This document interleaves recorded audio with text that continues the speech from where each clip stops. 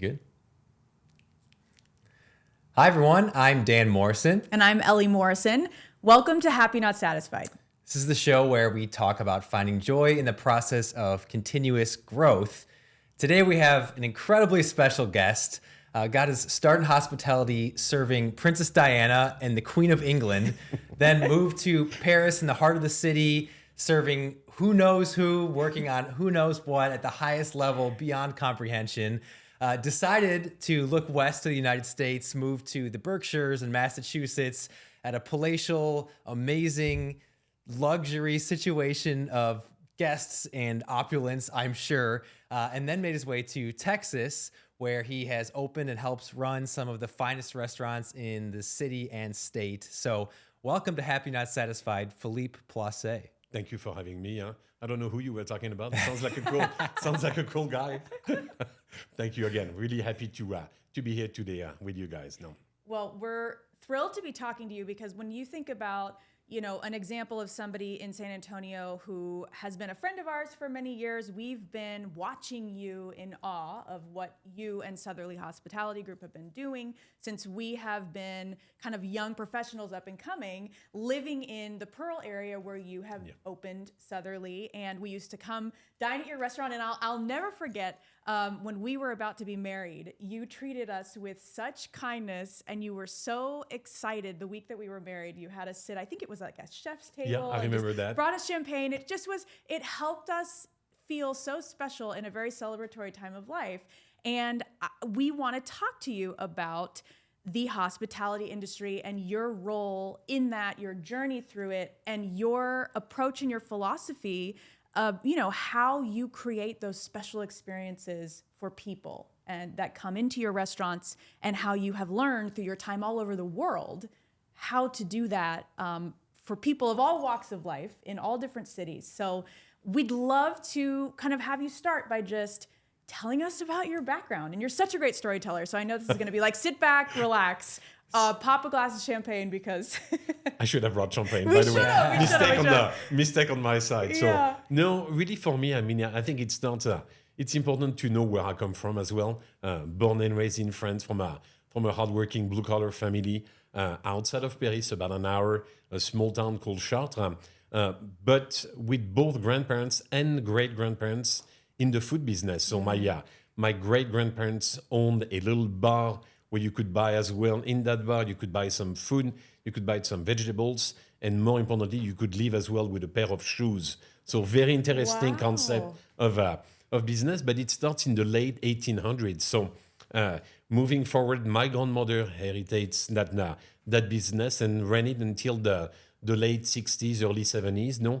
Meanwhile, the grandparents on my mom's side as well had a little bar and all of that. And I really think that in France, we call that to be commerçant, which is really to be in the commerce, to enjoy being with people. And I really think it's in my DNA. There's no doubt in my mind that at a very early age, looking at my grandmother cooking, looking at my grandmother serving people and doing those kinds of things, I kind of knew that it was going to be my destiny. That moves me forward to the age of 14. In France, if you're not doing super good at school, they stop you in your track and they tell you like you are not going to regular high school, you're going to go to a trade school. And for many kids, that would have been like the death sentence of like, oh my God, I have to find a job. For me, that was like, thank God they are not sending me to regular high school. I get to do what I really love. So there was no doubt in my mind that I wanted to go to culinary and hospitality high school, which I did.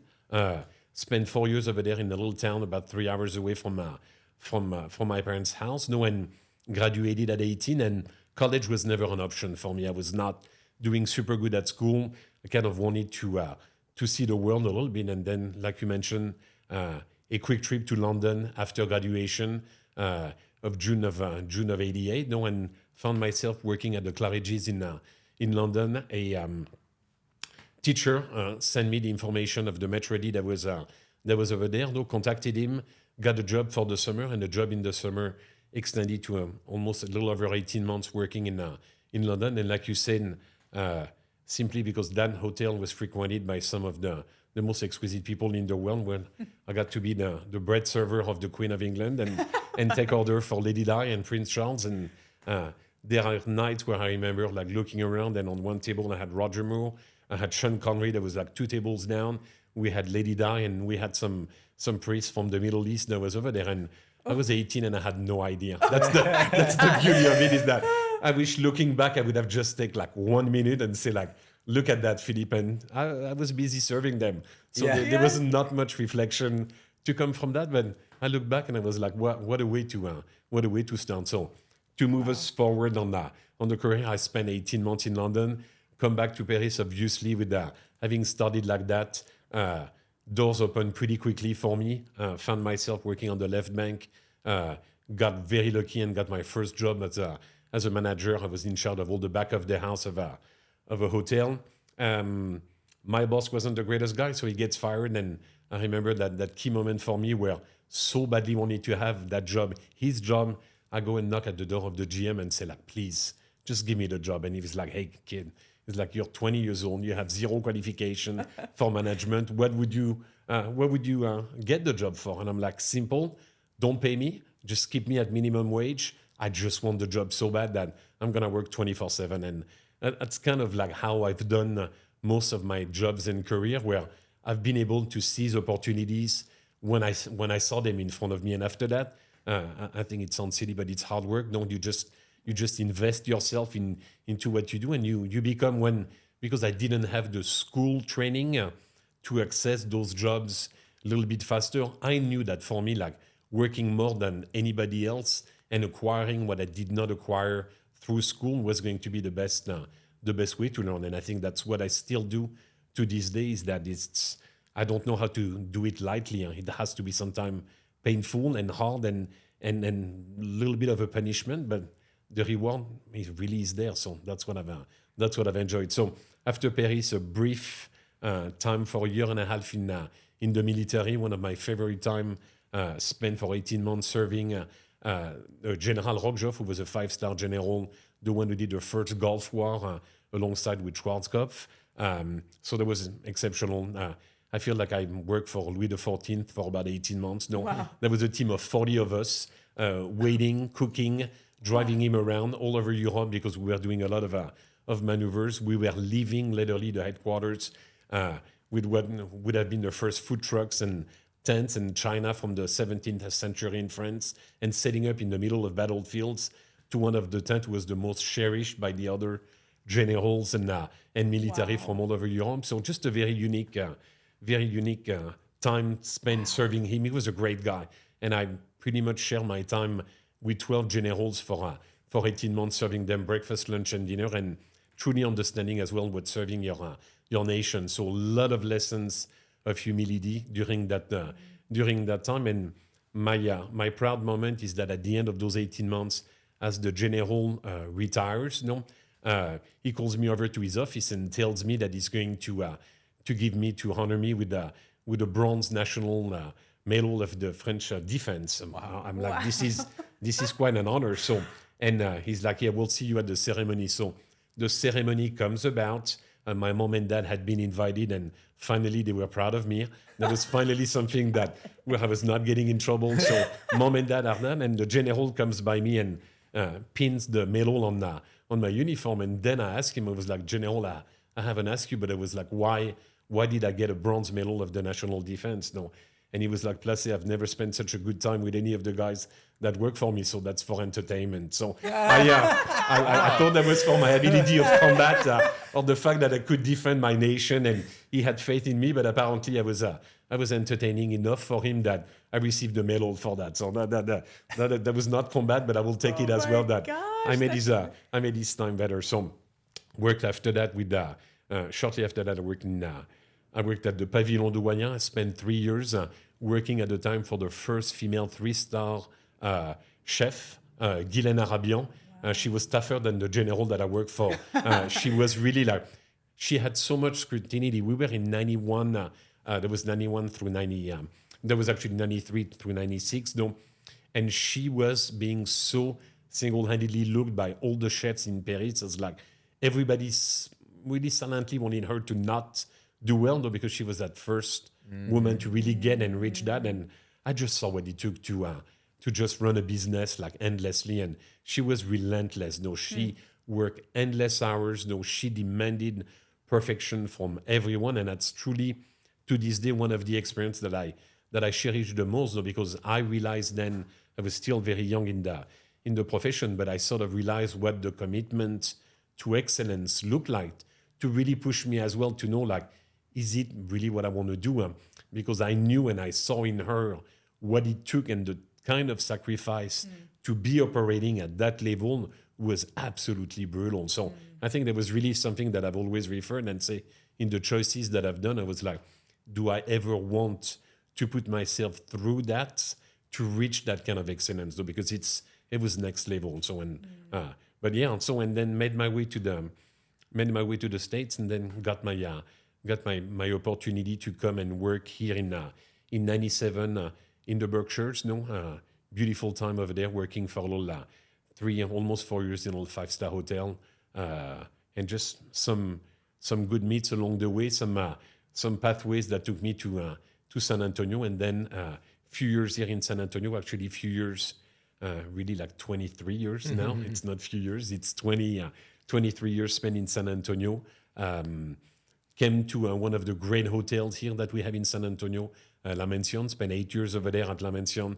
This was a fantastic time. Great hotel, independently owned at the time. I was the director of the outlets. Helped them opening the Watermark Hotel, who was our first really upscale hotel that San Antonio have. I really came at a time in San Antonio where things were changing, though. 2001, when we arrived, my wife and I, though there was somewhat of a little bit of a desertic land of restaurants. You had at the time 3 or 4 restaurants, and that was it. Don't you had Las Canarias, where I worked at.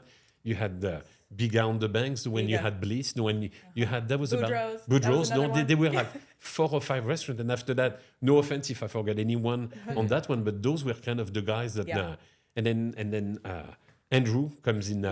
Comes and it's again a new generation of chefs coming into San Antonio. And then 18 owned as well a little restaurant called Coco Chocolate Lounge in. We remember. I know. We were very young and dating at the time. Yes. Cool concept. Don't we were the whole idea was chocolate martinis. No, we wanted to do a very cute, sexy place with lots of red velvet booth and all of that. To this day, I still have people walking in the restaurants that we have, and they're like, "Oh my God, you're the chocolate guy." And I was like, "Yeah." And as I've met you, we were sitting on a red velvet swing. So which always ask further question was like, "Excuse me, what?" So yeah, we had that cool place. That was my first. That was my first restaurant. The terrible ending. We bankrupted the place. Everything went sideways at the end. But I just look at it as one of those experiences that you almost need to have in our business. Though I wish for anyone to not have it, but part of me says that it's an experience to have.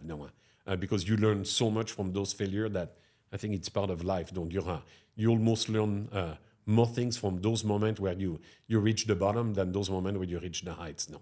Yes. Yeah, absolutely. Absolutely. I just want to highlight 2 things quickly from the incredible things that you just said. First of all, thank you, because part of what I like to do in the podcast is ask people when they create their own luck in life. That was one of the reasons I started the podcast. You gave many reasons, but I just want to go back to when you got that job at 20 years old and the manager asked why he should give you this job, and you said, "I'll basically do it for nothing." To me, that's creating your own luck, right? It's like, oh, look at this 20-year-old. He has this great position. How lucky. They don't know that you were willing to sacrifice all of that and put on all those hours, not get paid to prove yourself and build your reputation. So I love stories like that. And I think we need to highlight that more, because we see you now and you're like this incredible, worldly, amazing person running these huge restaurants. Walking around his restaurant. Welcome, champagne. But you wouldn't be here without that failure, no. I'm sure, at Coco. You wouldn't be here without creating your own luck along the way and being willing to just grind it out. And so that's why I love talking to people like you who are so successful, because there's always stories like that that don't necessarily get talked about. So I think that's incredible. The other quick thing I do want to mention is you talking about going to trade school at 14, essentially. Yeah. And I think that also is really important for people to understand, because it might be the French accent, but beyond that, you are one of the more worldly, cool, just people that I know in this city and in general, I wouldn't have guessed like you didn't go to college or any of these things. And I say that because I think it's easy for young people to think, and even I know Adrian, who runs Studio O, He's where over we're here recording, nodding. relates to this too. It's like that's not the only path No. to a meaningful, fulfilling, successful life. And you prove that in spades with this story and who you are now and where you came from and what that looked like. So thank you for sharing all that. And I just wanted to highlight it because it gets me excited, and hopefully people that listen have that takeaway too of like, you can be paralyzed by thinking you want something in life or something different and not knowing what to do, and you didn't hit the path early enough or whatever. And there's just so many different ways to get to something that is meaningful to you as a person. So yeah, I just wanted to highlight that. I'm glad, and I'm going to take on that a little bit, because I think that being a dad, I've got two kids, though 19 and 17, one already in college, the other one heading to college. The entire time, as your parents, though, you really look at as well what your kids are doing in school now, and not wanting to force that on them. And I was encouraging both of them to truly find the path that was going to be the correct one for them. And college, in my mind, it's never the final destination, though. If you do find yourself being excellent with your hands, and more importantly, like loving what you're doing, to really pursue that. So I've always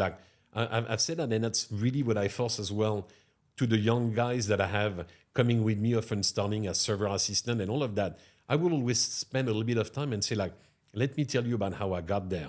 Because the path forward is possible.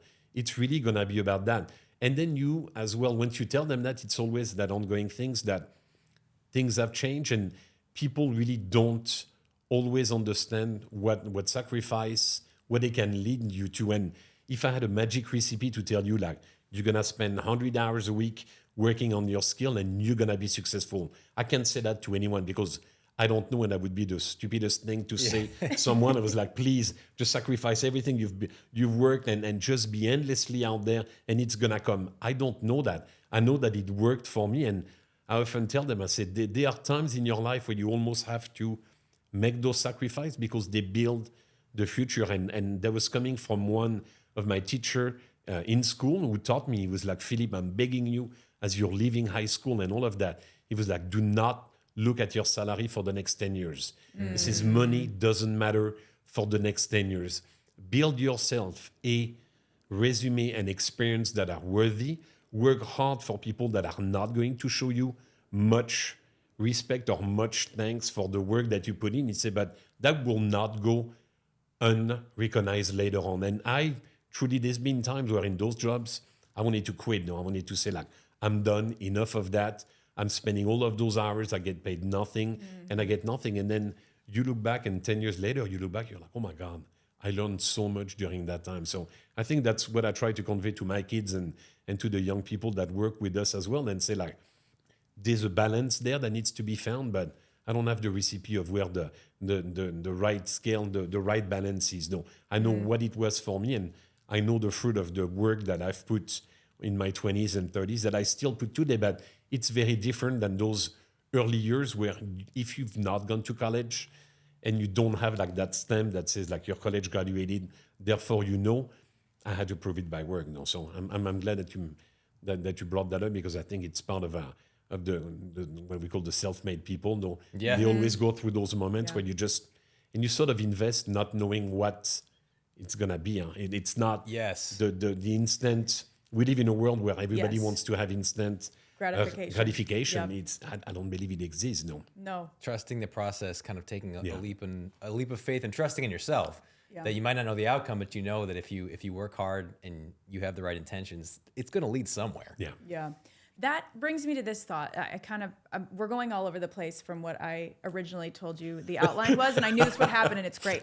But just based on what you said, I am interested to get your take on throughout your journey as somebody who has had vision, right? You have to have vision to build. Yeah. You have to be looking to the future in order to create what you all have created with Southerleigh Hospitality Group. Started with Run Restaurant. Now there are 3. I think there's a 4th, and then maybe there's going to be a 5th. Yeah. You know? So as you're building like a founder's journey, you have to put in the work and love the work so much on a day-to-day basis. That's very, on the ground, right? Yeah. how do you live with those two things inside of you, you know? Because I think sometimes it can be difficult when you're looking ahead to enjoy being not satisfied, but like be contented in the moment while you're working toward it. How do you reconcile those things? So I think there we're really gonna get into the grind of what we do, which is a group of 3 people. If that was me, I'm not someone of the future. I'm not someone with a vision. I'm someone of the present. I'm someone of the experience. I'm someone of the warm, fuzzy feeling. Though I work with 2 fantastic guys, Jeff Balfour, who created Southerleigh, which I was kindly invited to join him when we opened up the place, and then Jérôme, Sérot, who joined us a couple of years after, but who really was an intricate part of the foundation of Southerleigh and what we've become today. So in our case, no, this is not just one person. This is really 3 guys consistently exchanging what we are doing. And we were recently talking about that, about what's made us so strong is that it's that acceptance. First, we're all kind of the same age. No, we're 3 guys in our 50s, 3 guys that have been married for a long time, 3 guys with kids and all of that. And I think that makes us very similar in the expectations that we have in our future. But that as well, what we've created is like a group with 3 people with very unique talents and with an amazing respect for each other's skills, Noah. And I joke, I often compare that I've had an amazing partner in life, one that I've been in love for the last 26 years, but I'm in love with my 2 business partners in the same way that we really have that sort of respect that when things get hard, though, we can sit down, the 3 of us, at the table and discuss what hurts. No, and I see it very much so like we do in a couple or in relationship, where often in business, those moments are the most difficult because there's money in place, there's visions that can be differ and all of that. So I'm incredibly thankful for those guys because they have that talent and I don't have. And that was really something that I was looking for in my growth, was to be able to associate with people who will be able to take me beyond what is my comfort zone and will take the 3 of us and all of that. And I think that in ways, when we go into those moments where Jérôme and Jeff are the creative and they're going and they're already gone to March and come back, I'm like, guys, can we just slow down one little bit, because I'm not comfortable and I don't think the guests are going to be comfortable with that. So this is where our creativity really comes important, is that it's something we sit around the table, we talked about the project that we have, and we're always like sort of like putting like check marks on each other to make sure that we don't grow too fast or that we don't grow too slow as well. And there's been really an interesting moment that all of the projects that we've involved ourselves with, there's almost like a growth time that's between 1.5 years to 2 years, where we had the original business. We decided to really get comfortable with Southerleigh and be much better at it. And then there was a time where both Chouchou and Southerleigh Hotel came in place. So we kind of threw everything that we had into the creative process, into like, what does it take to create restaurants, the sort of, and then we are in the consolidation part of those 2 concepts with almost 3 years. And now we're super excited about the couple of things, the 3-4 things. Can't say about it. I told you I'm a little superstitious, so until we really know where. But there's gonna be they might not all come together, but they are going to come together. But it's funny how we are very comfortable with each other to do those things. Though we grow, we've seen other groups like going fast, and doing that. I personally don't know how they can do that, because personally, it has to be like that. That sort of like. It's a child. A restaurant is a child to me. There's baby steps that you're taking, and there's a lot of falls and all of that. And I think that before you can go on to the next one, you need to make sure that one can take care of itself and sort of has its own personality. And you don't need to put as much, because your managers have been trained, because the cooks have understood what you're trying to do and all of that. So that's really where I've enjoyed working so much with Jérôme and Jeff, is that we are consistently doing, and we just push each other very, very hard in the zone of discomfort that we all experience in our different skills level. Though we are never shy of saying like, I know you can do better, though. And I love that personally, because that's And we almost look at it as somewhat of a mentorship with each other, where you grow in life and you come at a time where you're becoming pretty good at what you do, but you can stall as well. If no one is around you challenging you on the things that you're not always very comfortable with, then you are going to stall. So that's what I think we've done very well, is that just to challenge each other consistently and say, no, I think we can do better as a group of individuals. No. Well, and we were just talking about that, the idea of stalling. Yes. I'm not even sure you can stall. I was saying to Ellie, like, I think you're either getting better or getting worse. It's kind of rare to like stay the same. It seems like you're moving in one direction or the other. And people who think they're stalling look back and realize I've actually kind of been sliding down a little bit. So I think I subscribe to what you're saying 100% about like finding people to push you outside of your comfort zone, but that's hard, you know? And I think that that's something that some people aren't willing to do. Do you think that's innately in you? Is it hard for you to put yourself in that situation? I know you're used to it now, but how do you get yourself to feel comfortable being uncomfortable?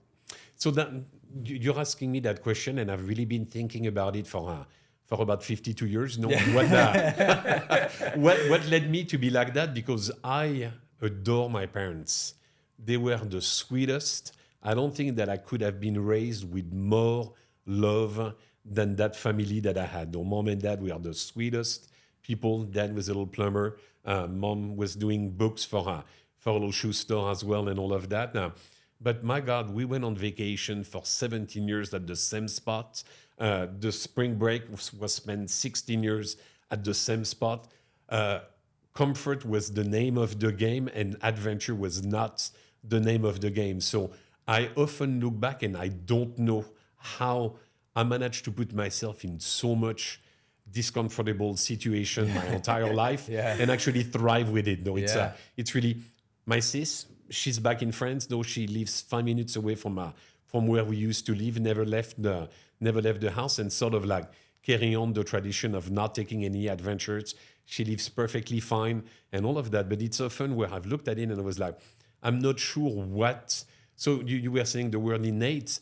I believe that in that case, that's something that I was gifted. I really think that it's one of the. I've often looked back and all of that, and I don't know if I cultured that.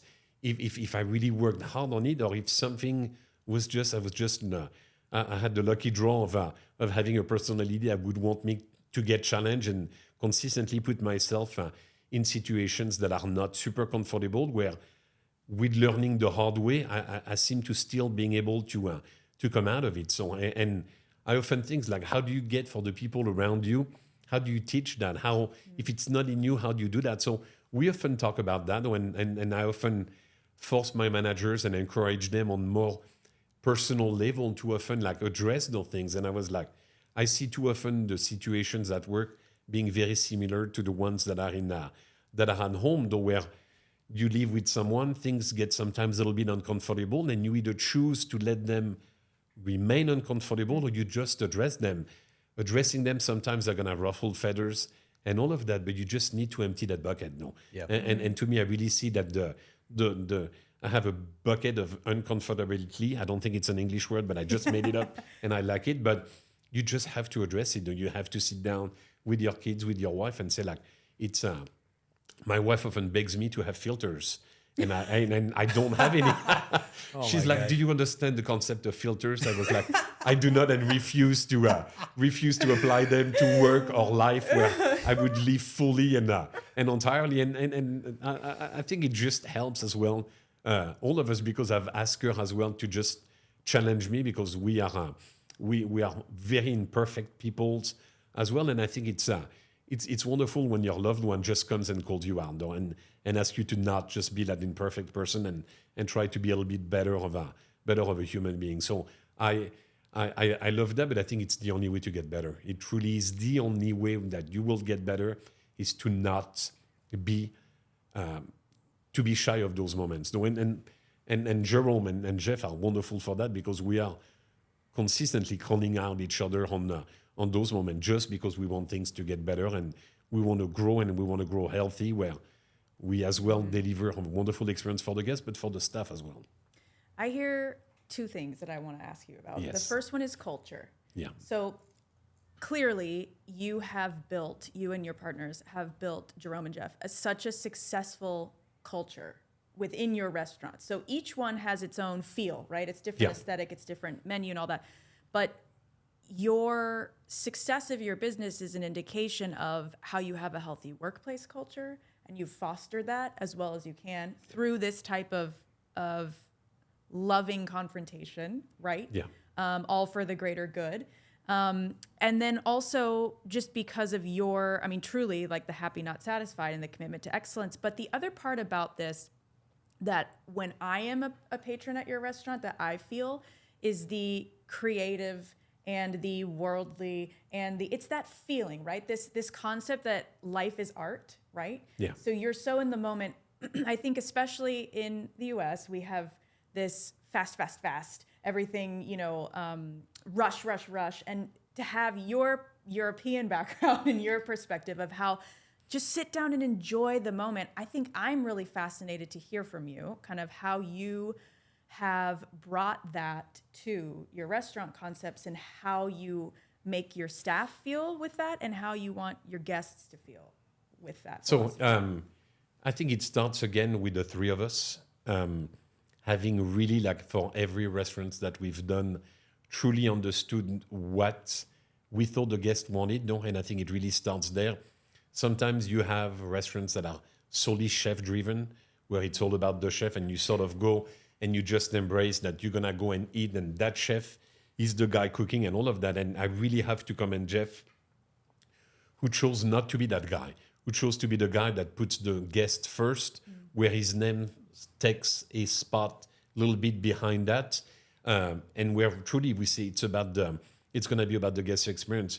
I've got as well to commend him to really understand what the guests want. And in each of the restaurants, well, we have Laurent as well, who does an exceptional job at Brasserie Mon Chouchou, but those two have collaborated a lot as well on what we could do and could not do to not confuse the guests. So I think it starts with that.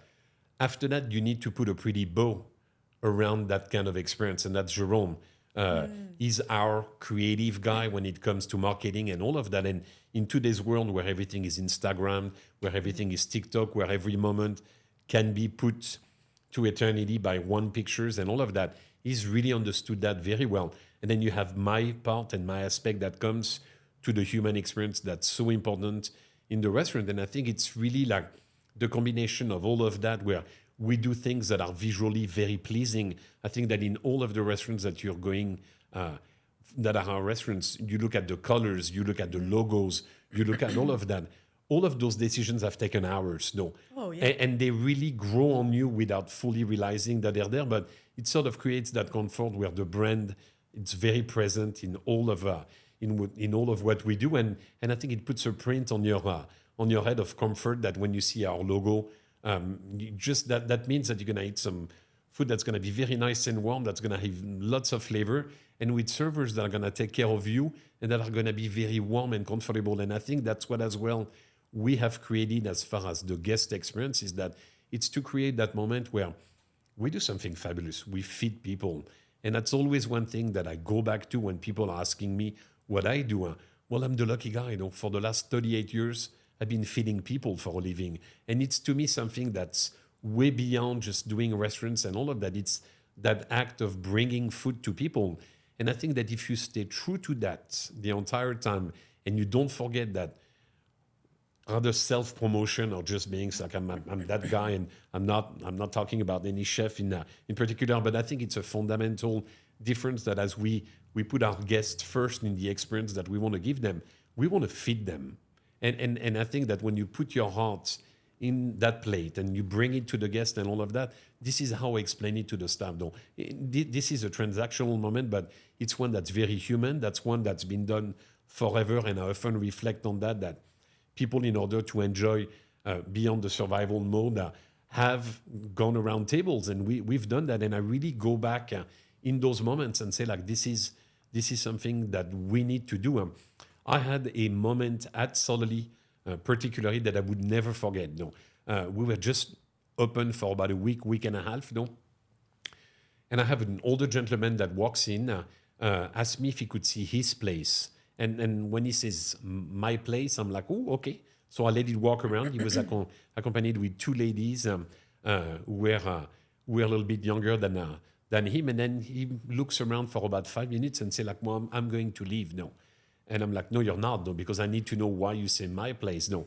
And then he smiles and he was like, well, I worked here for a little bit and I'm about to move to Colorado and I just wanted to see my place one last time, though. And then one of the ladies, she's like, Dad, please tell him, though. And I was like, well, you're not telling me the whole truth here. And he's like, no, I'm not, because I actually worked here for over 45 years. He was one of the brewers, guy that had worked there. He was Wow. he had just turned 90. The reason of him moving to Colorado was the fact that he had just lost his wife. She had died at the sweet age of 88, though they had spent their life together.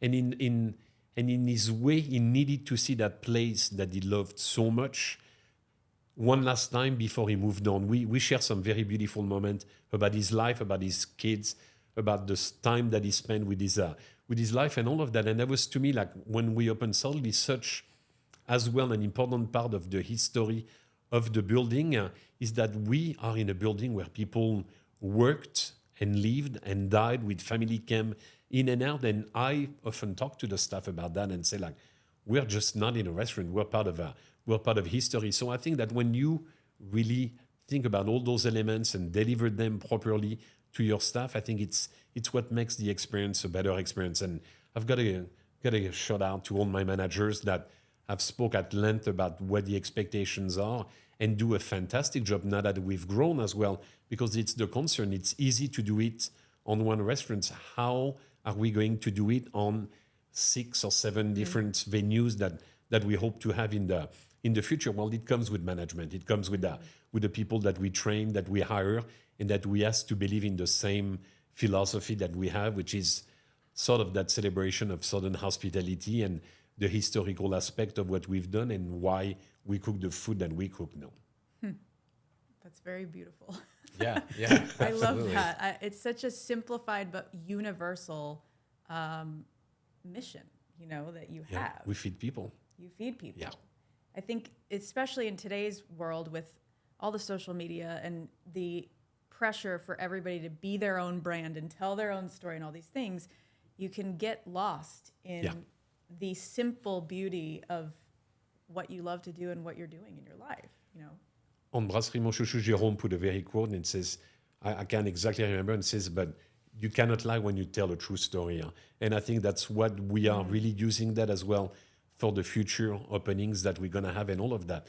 We have to stay true to the story that we're trying to create. So I think that sometimes you see in our industry like concept and things coming out and you're looking at it and you're like, what in the world are they trying to do? I'm so confused. No. And I think that as a guy in the restaurant business, when I get confused about concepts and I don't understand what the chef wants to do, it seems to me that in their creative process, though they missed something at the time, that I don't discount the creative side of wanting to do new things or different things, but there's a very thin line there for what the customers can understand, is that I feel that you can go too far because you confuse the guests. So we are really like, it's almost obsessional for us when we are gonna have other concept, is to deliver that authentic experience, what we consider authentic experience, because by fully understanding what we're doing, I think we can deliver a much, much better experience to the guests. No, and at the end of the day, that's what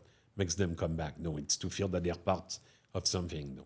That's a great lesson for anybody who's building a business, is don't overthink, like simplify and be direct with who your customers are and what they want and what they need. And this makes me think of kind of bringing it all around to legacy and the idea of legacy, the legacy of your ancestors. Yeah.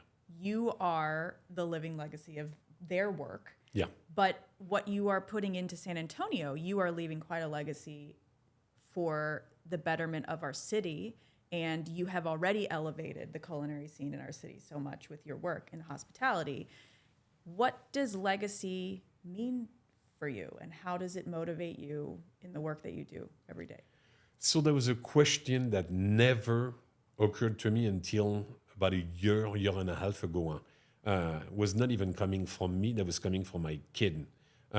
He was working at a restaurant. It was a late night, and he was bussing table. That was my older one. When we kind of left the restaurants together and all of that. And as we were walking towards the parking, he looks back and he was like, "It's pretty cool that you have that." And I was like, "What do you mean?" He was like, "Well," I said, "Whatever happens, people are gonna remember that you had one of the greatest French restaurants that San Antonio ever had." No, he was like, "That's gonna be a cool legacy."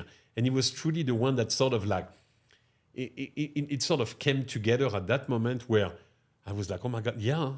And there was just like sort of that. But that's really a me, Philippe moment of like totally going through life, sometimes not realizing anything because I'm having too much fun with too many things, no? And suddenly having that little moment where the light turns on, and I was like, that is true. I would do disservice to Kit Goldsberry if I wasn't telling him as well what he told us when we opened Southerleigh. Because let's talk about legacy. I did not think about legacy per se at that moment, but his words were absolutely crucial. We're in the restaurant, and it's Jeff. It's Les at the time, that was our brewer, and myself. And Kit walks into Southerleigh. We were about to open. He was like, "Guys, let's go outside." We step outside, and then briefly ask us. He was like, "What are your expectations? What are you gonna do?" So I looked at him and I was like, "Well, I'm gonna deliver the best service that San Antonio has seen in a long time." He's like, "Jeff, what are you gonna do?" Jeff is like, "I'm gonna have the best culinary experience and have a menu that everyone's gonna love." He was like, Les is like, "I'm gonna brew the best beer that I can for the people to love." He was like, "You're all absolutely right and you're all absolutely wrong. It's way bigger than that." And we're all looking at him and say, "Well, what? What is bigger than that? That's already pretty big to achieve that." He was like, "No, guys." He was like, "You're the third ownership group to come into the building here at the Pearl." He was like, "You're not opening a restaurant. You're not doing that." He was like, you don't realize it become part of the history of a building that's over 120 years old." And he was like, "You're writing a chapter.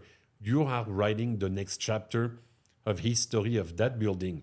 And he was like, "Never looked at it any differently than you are the actors of the history of what happens to the building." And he was like, "Respect the building, respect what goes on in that building." He said, "Because it will come back at you if you don't do that, though."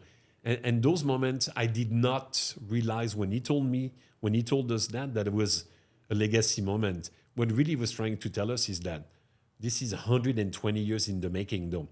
Your legacy will be what you're going to be doing with that building and what you will be doing with your service, your food, and your beer. So that was a very crucial moment. It took me much longer. I really saw it as a form of respect and all of that.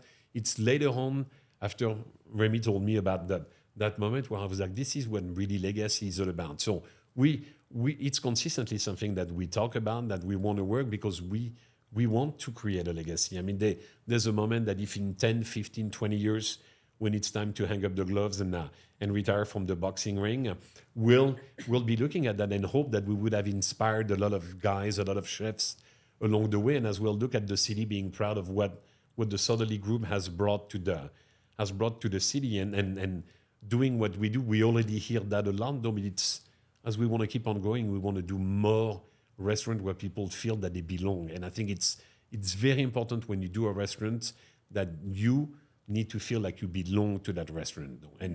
And our experience is really all about that, though. It's to belong. I think Gives me chills. Yeah, I think it's an appropriate moment to just talk a little bit about, well, first of all, your restaurants and what they mean to the city, and the experience that gives people, including us. I moved here in 2010, and coming to Southerleigh, coming to Montchouchou, and all those places has been so special.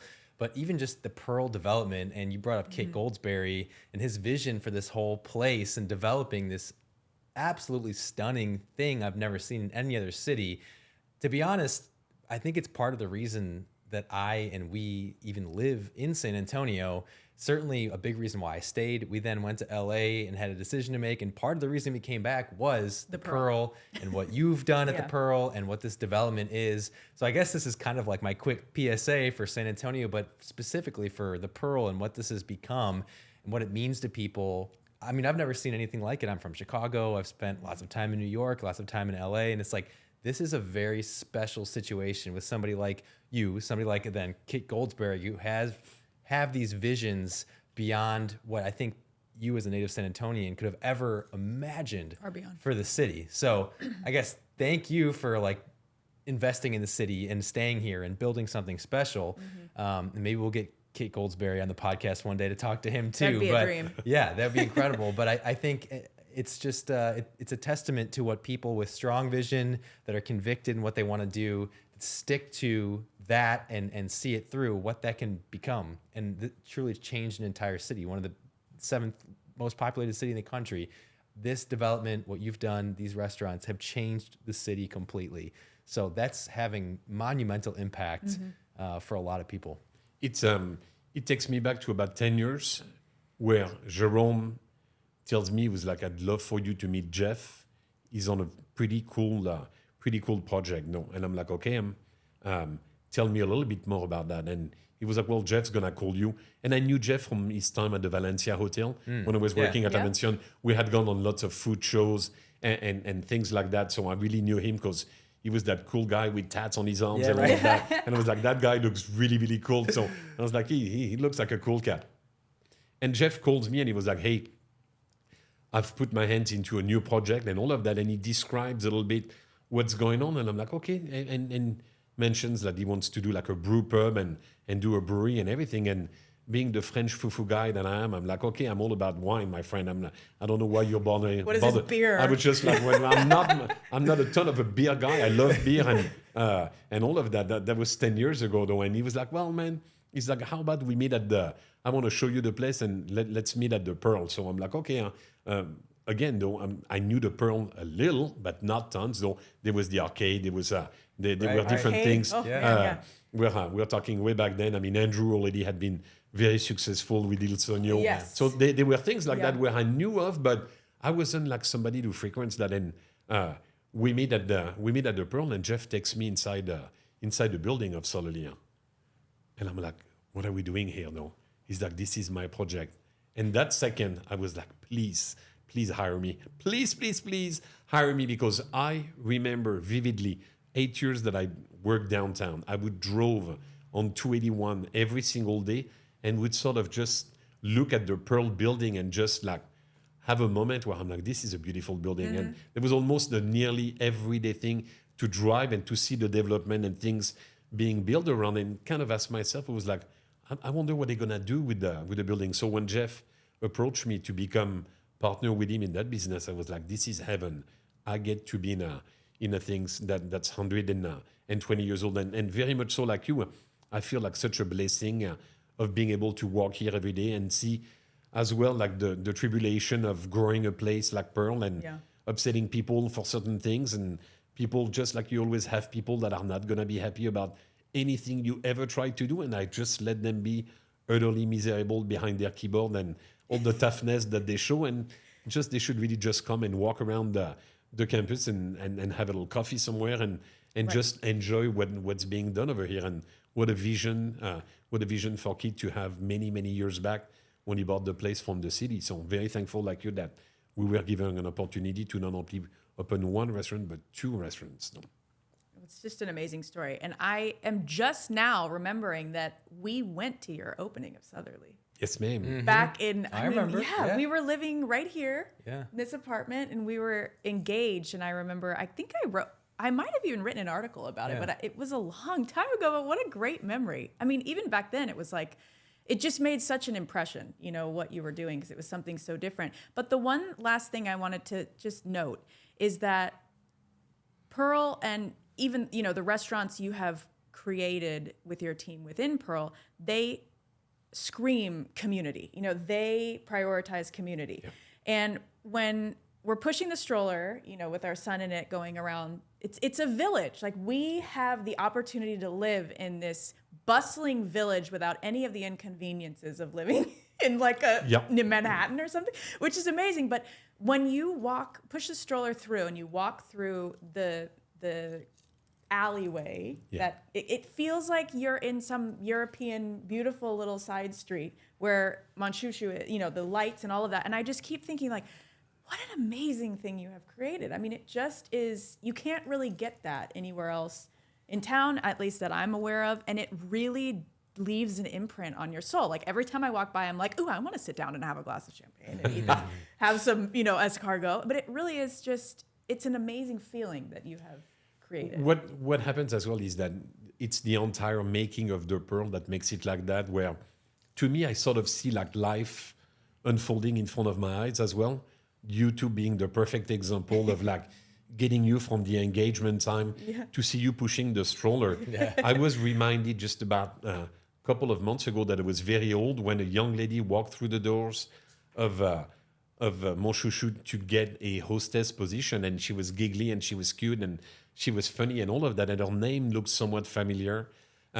And her name was familiar because her mom and dad worked for me at La Mansion in 2001, had gotten engaged at the restaurant and then had left down after graduating from UTSA and then came back to town for their jobs. And then they were sending me their daughter and all of that. But I really see as well those moments of like the absolute pure joy that we get to grow a little bit older with our guests as well. And I think that's where the magic of what we do just puts a print on us, is that those moments that if you let them go, if they don't matter to you, you're just not making life right.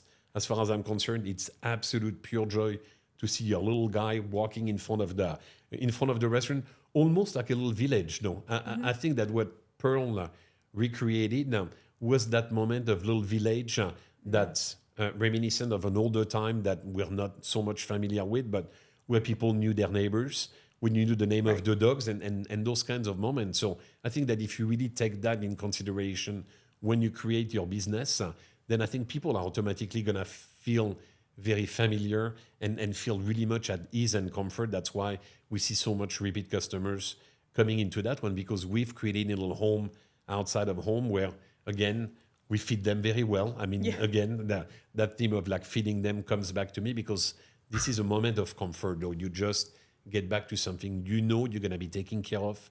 It's going to taste yummy, and the drinks will be a little boozy. So I think it's very important. Well, I mean, the greatest joys in life are simple, right? And therefore, you are creating great impact in simple moments. Yeah. You're incredibly good at that. Yeah, you in particular, I would say. It's a skill that you possess. That's the only one that I have, though. No, I think. No. True. I joke, but it's one of those that I really like.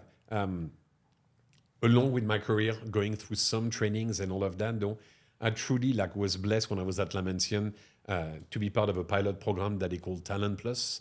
And Talent Plus was really to manage people through their talents instead of managing people by what they don't do well, though. And to me, that was a life-changing moment, because I had battled for the longest time being absolutely unable to turn a paper on time or a report when it needed to be reported. This is a side of me that doesn't exist because I have zero interest in it, though. Yet you realize that you cannot go through life by procrastinating those kinds of things. And it was sort of a validation of what I was truly good at. And they were so good with that they actually hired someone to help me get my paperwork in order to let me be out there with the guests and do that. So I really to me value, and I try to see in each of our managers and people that work with us what their true talent is, because you feel so much more empowered to be recognized for what you're good at, rather than always being pointed out about the things that you're not good at. Though it's exhausting to be consistently be told you're not very good at that. Well, guess what? I know that, and I'm trying to work on it, except that Mother Nature never gave me that talent, so I'm never going to be good on it unless I use some of my talents to offset those things. So it really helped me, and it came a little late. No, I was about 30, 31 when that training came about, and wish I had that for the first 10 years of my career, because that would have helped me. But I really and truly took that with me and try to apply that almost every day, is to always see what's the good in people. And that helped me as well, identifying lately a better way to relate to our younger staff. The times have changed. No, the good old days of 30 years ago, where yelling at someone and threatening their life no longer works. Doesn't work anymore. What a shame. Not a shame, just a changing time. And to me, what's been interesting is that lately I've really talked about the guys and the girls that are working with us and say, like, what's your brand? Who do you want to be known for as one of my server? Because the best way that I explain them is that the steps of service are a script of a movie. This is a script. I'm the writer. Chef is the writer. Jérôme is the writer. We need you to deliver that. Now, if you use John Travolta or Kevin Spacey or whoever, the delivery is going to be extremely different. But you need to have the delivery to still be there and the script to be followed. The conductor chooses who, the director of the movie chooses who he wants to do that. We have 30 actors delivering the same script. So with that, we go back and say, like, who do you want to be known for? What is your brand? What kind of hospitality do you want to deliver to the guest? This is my script. I need you to deliver that. But how are you going to do it, though? And I think because the youngsters, they are a lot more familiar with the understanding of a brand, of TikTok. I was like, if I open up your Insta, what am I going to see on your... Don't do it. I was like, okay, I won't do it. But I think it's important as well to talk about those moments that there are new ways as well to address a workforce that changes, that understand things differently than...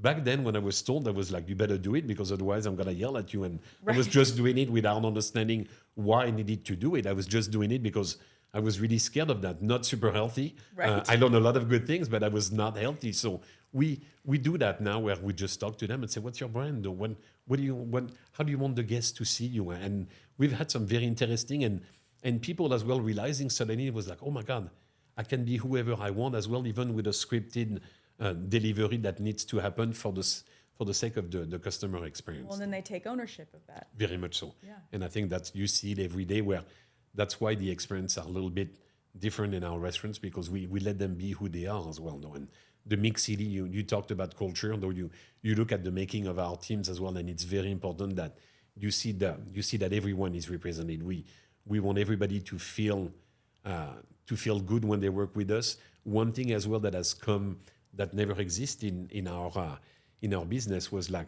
when you ask the youngsters now, we want to feel safe. I never heard that before. Well, especially in restaurants too.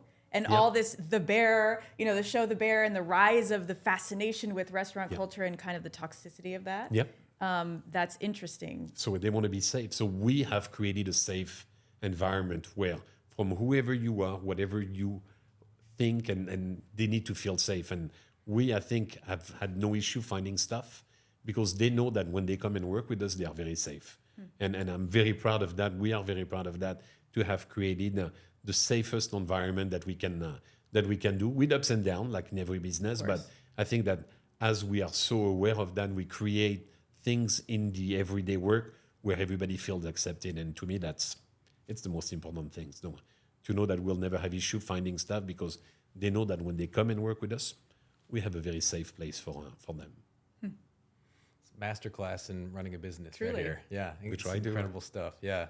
I could ask you 100 more questions, Oh man, but I know. think Maybe we should go over to the restaurant and have honestly. honestly, Again, let's really like continue we this. will. I'll have a glass I'll of bring the bottle of champagne. champagne next time. I promise you. Let's go. No, this has been an incredible conversation. Yeah. I've learned so much just listening to you talk, and it's inspiring, and you've hit on so many important topics that are applicable across the board. Even just talking about like writing the script and having the actors that have their own take on that, I think could be applied to literally any business, whether it's customer facing or not.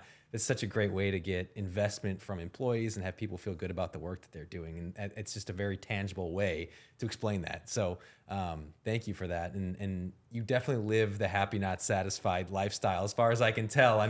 You're definitely seem outwardly happy. You make the people around you happy. I would guess that you understand that not satisfied aspect. You're always kind of seeking out the next thing. You started in France, you went to England, you went back to France, you went to Massachusetts. There's not a huge cohort of French nationals in San Antonio that I'm aware of. So I think that alone tells you like the chances you're willing to take and the growth that you seek. And I admire that a ton about you. And it's been incredible to get to know you over the past many years and look forward to our continued friendship over the next many years. Before we wrap up, I want to thank Studio O Yes. and Adrian for hosting us and Always. having live cut amazing situation that makes me not have to do this myself. Yeah, So, we're not. It's not our truth, not our skill so set. thank you to Studio O. Check them Yes. out on Instagram. Check their website out and book them if you are a podcast person or need any of that media stuff. But I don't know if you have any other final thoughts here. Well, I guess my final thought are being I think I'm 6th generation San Antonian. I feel extra inspired after hearing your story. I've always felt called by some greater mission to invest in San Antonio, at least in the sense of whatever my niche is, and really help add to that legacy of putting into the city what you wish it had when you were younger, you know? And I think San Antonio is such a wonderful, magical place because of that opportunity. Adrian's nodding his head because he's doing the same thing, you know? And so I took away a lot of warm, fuzzy feelings and, you know, kind of a like, let's get to work, you know, with what we're wanting to build. And speaking of building, where can everybody find your Instagram is hilarious. You're funny on social media. He owns You it. need to follow Philippe. Yes. Yeah. So the restaurant where group, can it's people everywhere. find all the things? Well, again, though, the San Antonio, had you told me like 40 years ago when I was a young 18-year-old that I would build a life in San Antonio, I would have asked you what you were on and most ask you to share whatever you were doing at that time for me to enjoy myself. Thank God that time is over. But it's really like I reflect often on the last 26 years that I've spent here, the luck that I had to meet my wife, who really was the one who took me here to San Antonio to build a family here. Having just being amazingly proud of raising two young guys and having done so far a pretty decent job with two good kids and all of that. And along the way, having met the people that allow me to be here today and having done it in San Antonio. I'll never forget the feeling that I had when I came to San Antonio after spending 4 years on the East Coast. We came down here a couple of occasions, 2 or 3 times, as my in-laws had just moved back to San Antonio from career in the military and having that incredible feeling to just feel that it was home.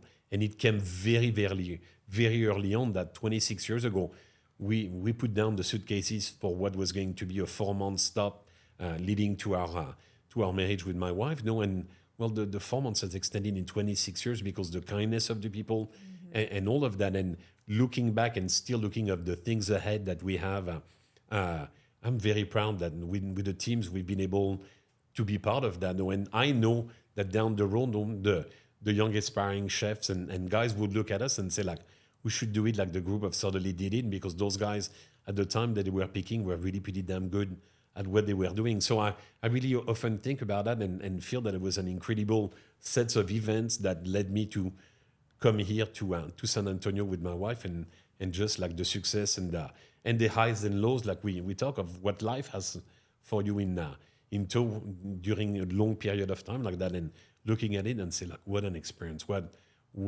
a lucky move we've made that led us to where we are today. So really a cool time spent, though, for sure.